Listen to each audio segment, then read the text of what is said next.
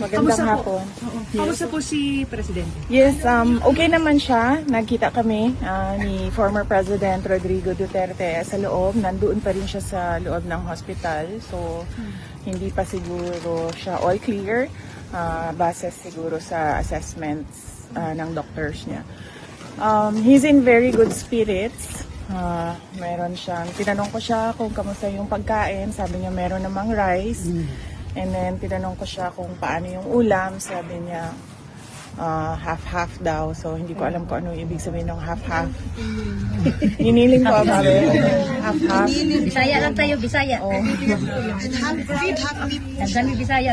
Yes. Regarding the his legal team and his decision na sabi ni Attorney Roque, he has to decide on, has he made that decision?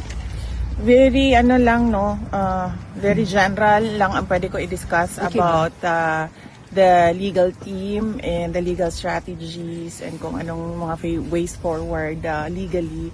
Unang-una, his team is headed by Attorney Nicholas Kaufman, and then meron pa akong mga kakausapin ng mga lawyers, no. Meron pang darating na isang abogado. I-interview ko siya para sumali sa team.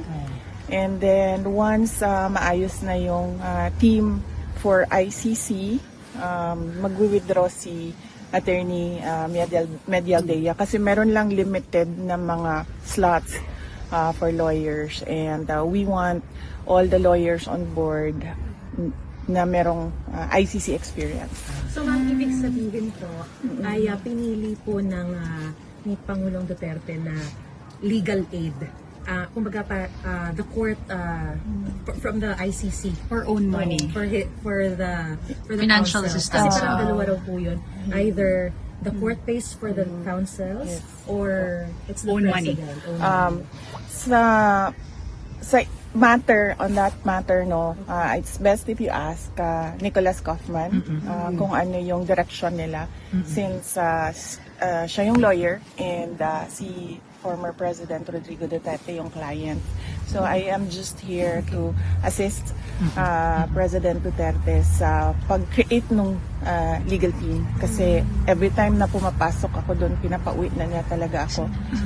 Yung sa pa rin na Pilipinas. So, ma'am, ano Yes. pong sinabi niyo sa kanya dahil pinaka-uwi na po kayo?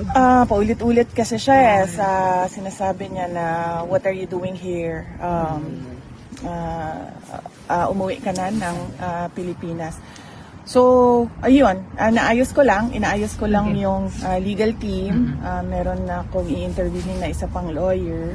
Si Attorney Harry Roque po, hindi po kasama. So far, hindi siya kasama sa legal team, si Attorney Harry. Bakit po? So, dalawa pa lang po. Yung potential na kakausapin pa lang, if ever. Meron na kaming listahan, pero yung isa kasi darating siya dito. So, puro foreign po. Foreign po yun. Yes, oo. Ilan po kaya? Kung ilan, you may have to ask Attorney Kaufman. Bakit po hindi kasama si Attorney Roque? Well, because hindi pa kasi na-establish kung ano yung basis ng pag-stay niya dito sa Netherlands. And we don't want complications ba. Gusto namin nakatutok talaga yung lawyers doon sa kaso. And right now, I heard applying for asylum. He publicly announced that already. No? So we want him to focus on his asylum.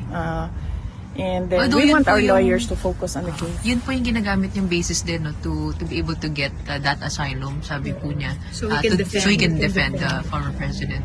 Well, that is a matter that he has to discuss with former President Duterte. No? But right now, he's not nominated as a lawyer. Okay.